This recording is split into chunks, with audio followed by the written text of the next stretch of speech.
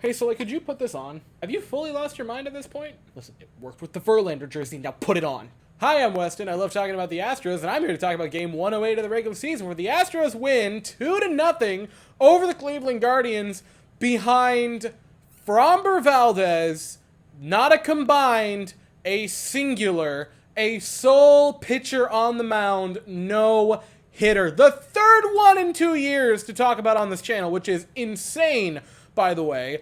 I always hoped I could talk about one in the time I made these videos. I've gotten to talk about three. One of them was a World Series no-hitter in little over a year, really, like a little over a calendar year. The first Javi one in Yankee Stadium was like, what? I want to say late June, June 25th. I think it was the day before my birthday. And now they do it again. I have no words for the Framber night, but before we talk about that, we kind of have to talk about the other elephant in the room, talking about pitchers. You know, the man right here on the jersey that I'm wearing backwards, because I just want to emphasize that he's back. A brief leave of absence, but the prodigal son returns and will get his fatted calf on Thursday night during the first game in Yankee Stadium. What a time for Justin Verlander to come back, by the way. There's like an hour-and-a-half long live stream rambling about Justin Verlander's trade earlier today that I just posted. The TLDR, and I'll say it right here, I absolutely adore Justin Verlander. I am not going to complain about him coming back. It was a big load to give to have him come back to Houston. But man, it just feels right to have him back. The player interviews that we got today show that the clubhouse feel was better. The smiles on the players felt so much more genuine. They seemed so genuinely happy to have Justin Verlander back. And it sounds like Verlander kind of wanted to come back because it seems like he waived his no move clause. That's obvious because that has to happen to make the trade. But it kind of seems like he was wanting to come back to Houston. And I'm sorry, he is one of those players that the bias rolls in. I understand that it's a lot to give up, but it's Justin Verlander, and he's back where he belongs. He's with us again. That was before the game. What about the game tonight? What happened? What was this game about? Well, it wasn't the offense, because they didn't look that good. Kyle Tucker had a nice 2 RBI base hit. Altuve and Pena came around to score. I think that was the 5th inning. While Dana Brown was up in the broadcast booth, which I thought Dana Brown was, like, surprisingly honest in that interview. That was kind of shocking to see how, like, brutally straightforward he was, but I appreciated that. But the Astros up 2-0. Offense didn't look that good tonight. I think they left 7 men aboard. Did not matter. Did not matter whatsoever. Because the storyline tonight was Framber Valdez. Not just as good as he has ever looked. This is a very, very, very close second, in my opinion, to the Justin Verlander no-hitter for the best pitched games I have seen by an individual for as long as I have watched Astros games.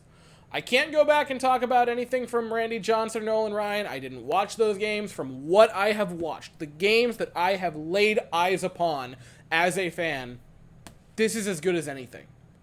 This was such a dominating, overpowering performance from Framber Valdez that I was completely speechless. I've given Framber a lot of grief. I try to be very fair with my assessments of Framber Valdez. I think I've been harsh when it needs to be, and I think I've been very fair and positive when he deserves it.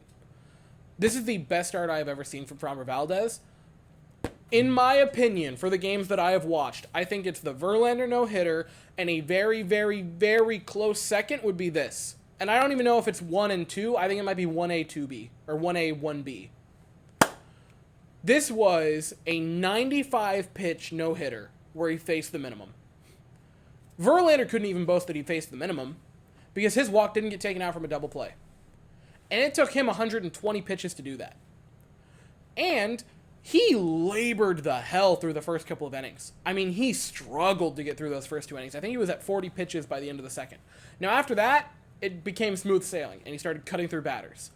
And he did have 14 strikeouts in that game for 13 strikeouts for Verlander.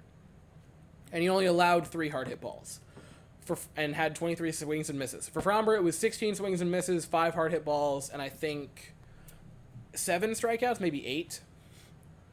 But this was such a clinic on just efficiency. 95 pitches.